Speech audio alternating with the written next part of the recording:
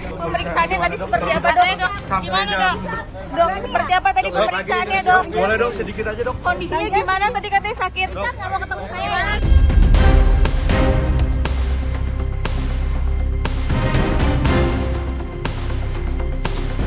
Sampaikan ke dia, saja ya. Dok, sedikit aja. Kalau dia mau bang, kalau dia mau temuin saya, hapuskan semua akun buzzernya dia, ya.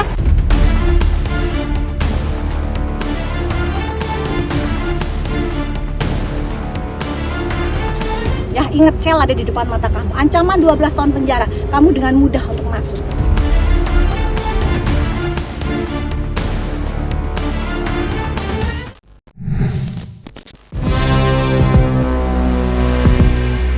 Drama perseteruan sengit berujung upaya hukum yang melibatkan Doktif dan Dr. Richard Lee tampaknya bergulir semakin panas. Pasalnya, pada tanggal 7 Januari 2026 kemarin, Dr. Richard Lee akhirnya menjalani pemeriksaan perdana usai ditetapkan sebagai tersangka dalam kasus dugaan pelanggaran di bidang kesehatan dan perlindungan konsumen terkait produk dan treatment kecantikan yang dilaporkan oleh Doktif. Konflik perseteruan itu pun semakin bertambah keruh usai Doktif dipaksa gigit jari lantaran pihak kepolisian Polda Metro Jaya memutuskan untuk belum melakukan penahanan terhadap Dr. Richard Lee. Lantas seperti apa penjelasan pihak kepolisian soal alasan dan pertimbangan dari keputusan itu, serta bagaimanakah pula momen tegang pertemuan Doktif dan Dr. Richard Lee di Polda Metro Jaya? Bang, dokter, gimana pemeriksaannya tadi dok? Sedikit aja dok. Allah. Dok, gimana dok? Dok, sedikit aja pemeriksaannya gimana dok? Sedikit aja dok. Pemeriksaannya tadi seperti apa dok? Gimana dok? Dok, seperti apa tadi pemeriksaannya dok? Boleh dok, sedikit aja dok. Kondisinya gimana? Tadi katanya sakit. Kan nggak mau ketemu saya. Gimana dok? Bang Jeff, pemeriksaannya seperti apa? Boleh dok. Sangat seperti apa dok?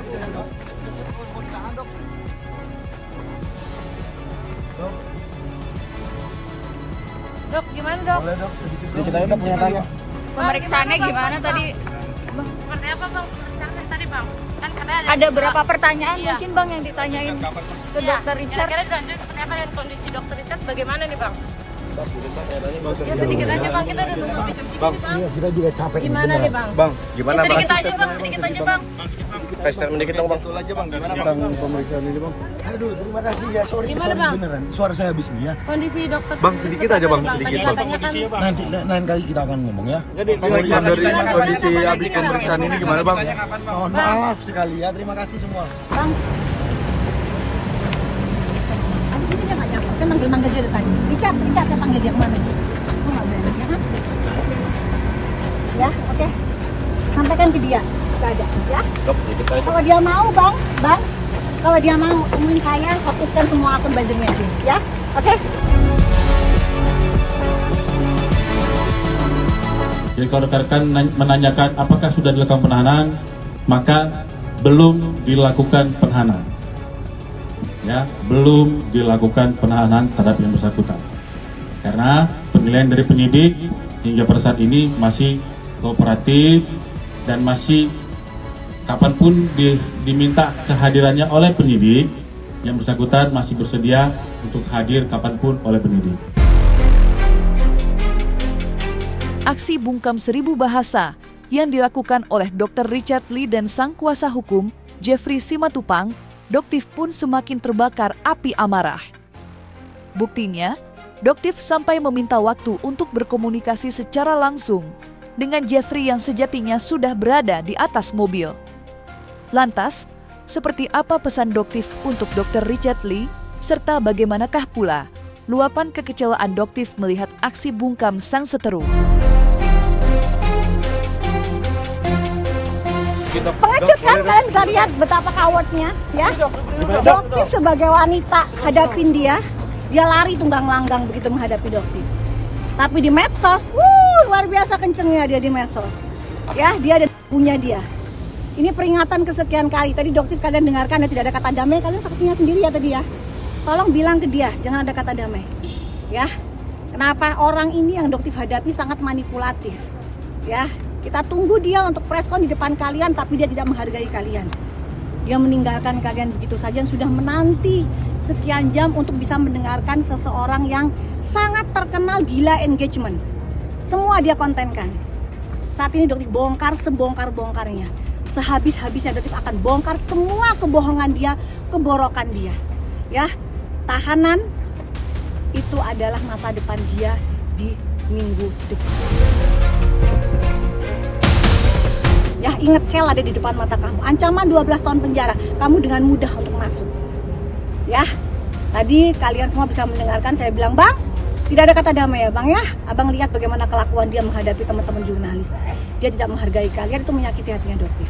Tadi Doktif sudah ingetin Bang Jeffrey di dalam. Bang itu, dia itu kalau memang dia minta damai ya melalui Bang Jeffrey.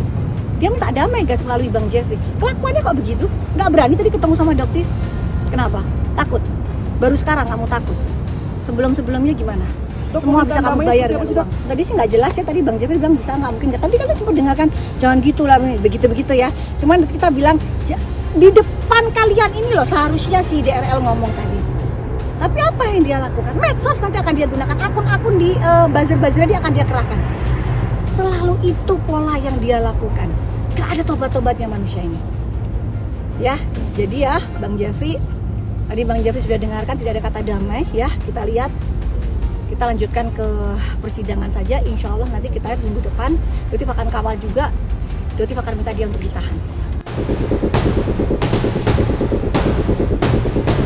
Pemeriksaan perdana Dr. Richard Lee usai ditetapkan tersangka memang telah menyita perhatian masyarakat. Ditambah lagi, proses pemeriksaan memakan waktu yang cukup lama. Dimulai dari jam 1 siang, pemeriksaan baru dinyatakan rampung mendekati tengah malam. Berdasarkan penjelasan Kepala Subbidang Penerangan Masyarakat Polda Metro Jaya, Dr. Richard Lee berondong 85 pertanyaan.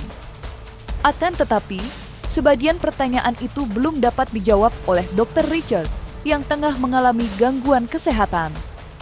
Selanjutnya, pemeriksaan lanjutan dijadwalkan untuk digelar 1 pekan yang akan datang. Lantas, seperti apakah penjelasan lengkap pihak kepolisian soal proses pemeriksaan kemarin? Kami sampaikan bahwa Saudara RL tadi hadir pada pukul 13 waktu Indonesia Barat. Kemudian pemeriksaan yang bersangkutan sebagai tersangka itu dilakukan mulai pukul 14 dan pada pukul 18 itu dihentikan sementara karena istirahat, ya, karena istirahat dan dilanjutkan lagi pada pukul 19.00. Kemudian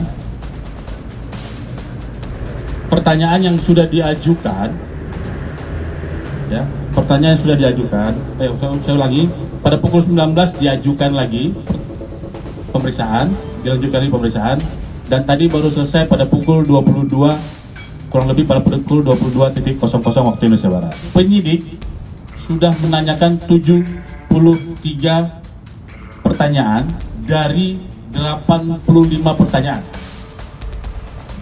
73 pertanyaan dari 83 pertanyaan. Kenapa dihentikan di situ? Karena pada pukul 22.00 untuk saudara dengan inisial RL pada saat mendekati pukul 22.00 merasa kurang enak badan, ya, merasa kurang enak badan, dan dari pihak pendamping atau penasihat hukumnya meminta untuk menghentikan pemeriksaan, menghentikan dulu pemeriksaan untuk melakukan istirahat. Namun tadi berdasarkan keputusan dari penyidik pada pukul 12, ulangi, pada pukul 00.00 waktu Indonesia Barat, penyidik memutuskan bahwa pemeriksaan dihentikan saat ini pada di pertanyaan 73 tadi, dan nanti akan dijadwalkan kembali untuk melanjutkan pertanyaan sampai ke pertanyaan 85 yang akan dijadwalkan minggu depan. Menariknya, momen konferensi pers Kasubdit Penmas Polda Metro Jaya terkait proses pemeriksaan kemarin tempat dihadiri pula oleh Doktif yang terjun langsung untuk memantau. Tak sekedar menyaksikan, wanita bernama lengkap Samira Farahnas itu turut memberikan pertanyaan, di mana ia meminta jawaban akan kepastian status akun media sosial dari Dr. Richard Lee yang digadang-gadang menjadi tempat pemasaran barang yang tengah dipersoalkan. Lantas, seperti apakah momen interaksi Doktif dan Kasubdit Penmas Polda Metro Jaya?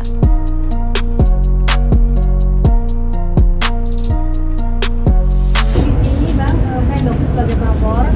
Jadi di sini Doktif ingin menanyakan bahwa kita ini membeli, Doktif dan beberapa saksi membeli produk White Tomato yang dijadikan barang bukti itu melalui iklan yang dilakukan dari TikTok saudara DRL. Ya. Nah, apakah memungkinkan bahwa akun dari DRL itu dilakukan permintaan dengan penawaran itu dilakukan melalui akun dari DRL? Segala sesuatu yang berhubungan tindak pidana, ya, segala sesuatu yang berhubungan dengan perbuatan tindak pidana yang dilakukan oleh pelaku, nanti pasti akan dilakukan penyitaan apabila itu berkaitan dengan pidana yang disangkakan. Ya Bu ya. Jadi kami pastikan penyidikan dari Direktorat Kriminal Khusus Polda Metro Jaya profesional, transparan, dan akuntabel. Nanti bisa dicek perkembangannya, apalagi dari korban silakan mengikuti perkembangannya, dan kami pastikan dari tim penyidik adalah independen dan pasti akan transparan untuk melakukan penyidikan. Kalau yang berbahaya memang sudah tidak, tapi yang DNA yang White Tomato busuk itu, tomat busuk itu masih beredar. Jadi artinya apa? Artinya sampai detik ini saudara DRL melakukan hal yang sama, mengulangi hal yang sama, dan itu adalah salah satu syarat dilakukan penahanan. Ya.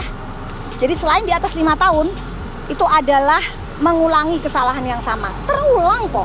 Apakah perlu Doktif unboxing di sini membuka yang namanya White Tomato yang Doktif berita di pagi? Haruskah seperti itu? Jadi tolonglah pihak Polda Metro Jaya bersikaplah adil. Yuk kita buktikan Polda Metro Jaya itu bukan milik mafia skincare. Polda Metro Jaya itu pihak APH adalah milik masyarakat yang sudah dirugikan ratusan miliar. Kalian mendukung masyarakat yang sudah dirugikan, bukan mendukung para mafia skincare.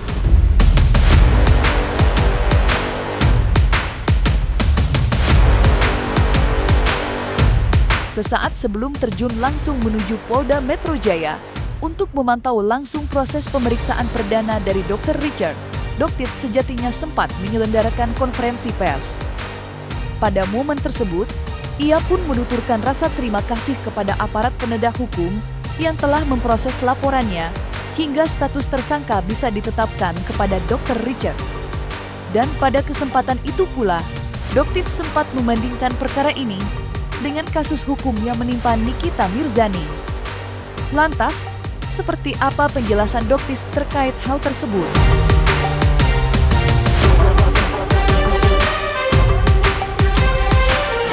Nikita Mirzani, dugaannya 4 miliar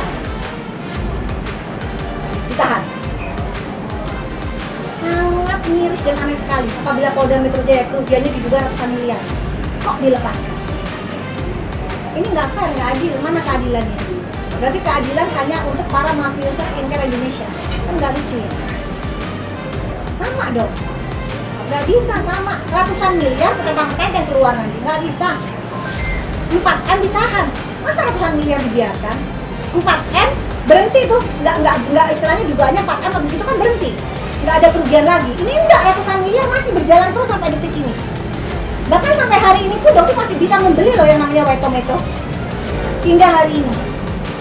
Bayangkan coba nih manusia satu ini. Kok bisa nggak ditahan? Ya, Pak Asep mohon dengan sangat kebijakan Bapak, ini prestasi luar biasa buat Dirkrim Polda Metro Jaya jika bisa melakukan penahanan terhadap saudara DR.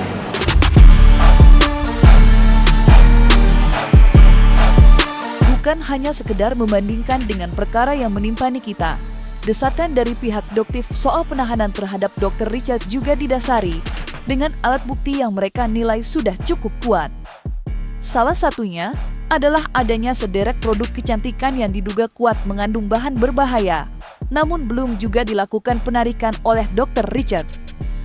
Pihak kuasa hukum bahkan sampai memberikan penegasan jika Doktif bukanlah satu-satunya pihak yang diduga mengalami kerugian, tetapi juga seluruh konsumen dari produk kecantikan tersebut.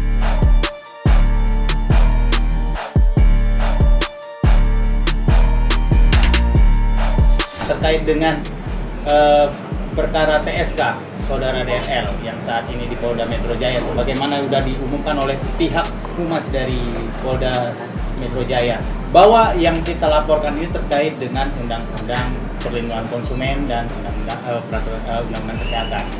Jadi pada intinya dalam apapun yang dari pasal yang kita laporkan dan laporan kita kepada saudara DRL ini, ancaman hukumannya itu 12 tahun. Dan kami sebagai kuasa hukum di sini melihat karena ancamannya ini di atas 10 tahun atau 12 tahun, seharusnya dari pihak Polda Metro Jaya atau tim penyidik bisa melakukan penahanan. Karena apa? Satu, barang yang dijual oleh pihak DRL sebagaimana yang sudah disebutkan itu ada 3 barang, salah satunya itu white tomato, sampai detik ini masih dijual bebas.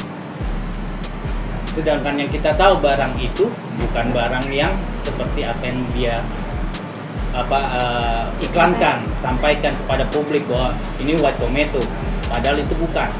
Sehingga ini bisa dapat kami pastikan untuk dilakukan penahanan, karena itu salah satu alasannya. Karena sampai saat ini belum ada penarikan barang dari DRL sendiri. Seharusnya penyidik tuh harusnya melakukan penahanan. Yang kedua, terkait dengan laporan kita terkait dengan Undang-Undang Kesehatan dan Perlindungan Konsumen ini, bahwa masyarakat bukan hanya Doktif sendiri yang dirugikan.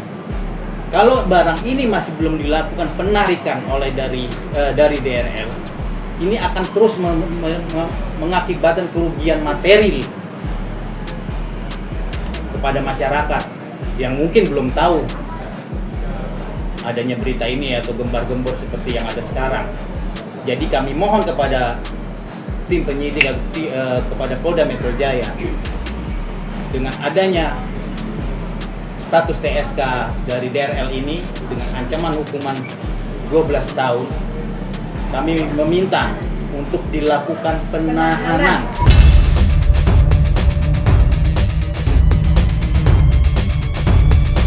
Dan jangan lupa untuk like, subscribe, dan juga share channel YouTube Cumi Cumi.